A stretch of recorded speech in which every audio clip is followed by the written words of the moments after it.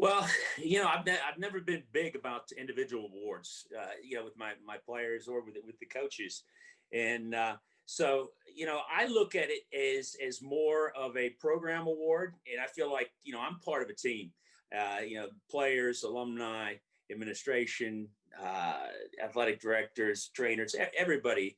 Uh, and we all work together, and so I'm kind of representative of that team. So in it's very very I would say satisfying to kind of validate what a good team we put together in the last decade, and what a good job we've done. Everybody has worked really really hard, and it's one thing to have one good season. To put together a decade, that takes an outstanding team and continuity, and there's so many people that are responsible for that. But I'll take credit for all of their work for the program's sake, and so I'm real proud of Lynn's men's soccer.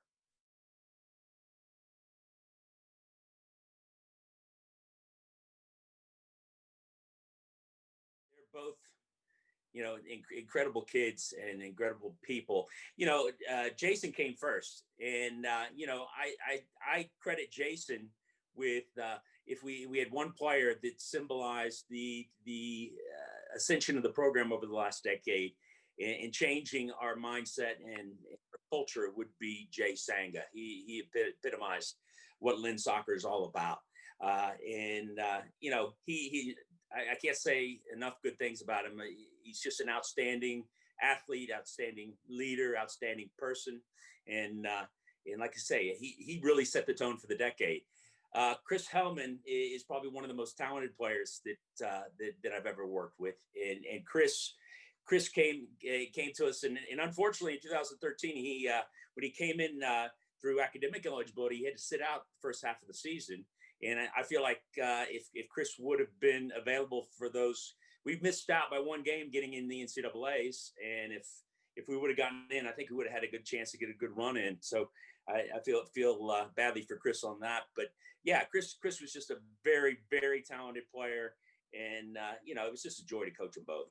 An interesting story, I think that really changed the whole dynamic of the program was what happened with Jason Sanga. Jason had come to us as a transfer, and had played for us, and got his undergraduate degree. And so Jason is very, very ambitious, and he had all these designs of maybe a professional career, or I think he was looking for a entry-level CEO position. And so I said, Jay, take the spring off. I really, really think that you'll find in the summertime that you'll want to come back to Lynn. This is 2014. I said, you got some unfinished business to do. And Jay was like, oh, no, I've got to get on with my life. And I said, well, you could get an MBA. It would really, I think that would make a big difference in your life. This could be, life-changing.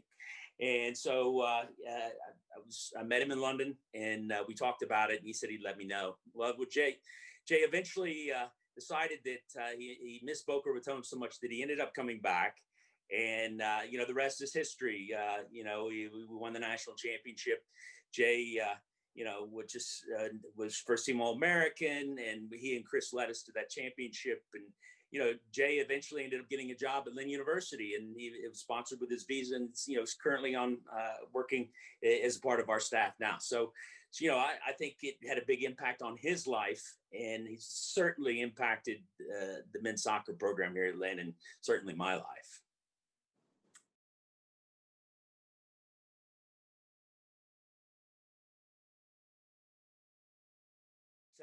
I'd have to credit, some of our opponents in the conference. The Sunshine State Conference is probably the strongest conference in the country for men's soccer, and there's a great group of coaches within this conference. I mean, every single one of the coaches in the Sunshine State are outstanding recruiters, tacticians. It really, every game in the SSC from top to bottom is a battle, and a battle of wits with the coaches. So the fear of being overtaken by the rest of the coaches in the conference has kind of been my motivator. I'm a highly competitive person, And they have pushed me. We've got Brian McMahon came in with PBA and has had some outstanding teams.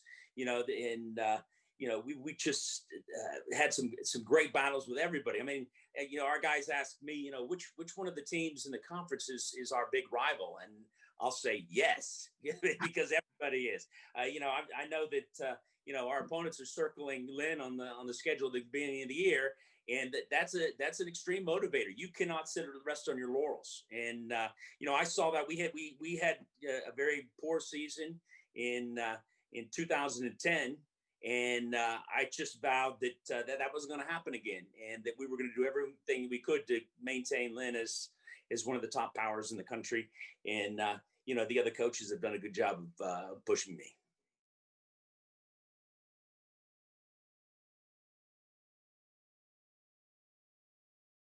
There's so many people that have contributed and have helped me and helped the program. If I start naming names, but obviously. The support that I have, it starts at the top. If you don't have support from your president, like President Ross, you're not going to be successful. Greg Malfitano also is so supportive of our program. Kristen Emiliano, who hired me, and now Devin Crosby is my boss. Both have done a great job of providing what we need to be successful, and have been great to work with, and I really appreciate that. But I also have to recognize my assistant coaches.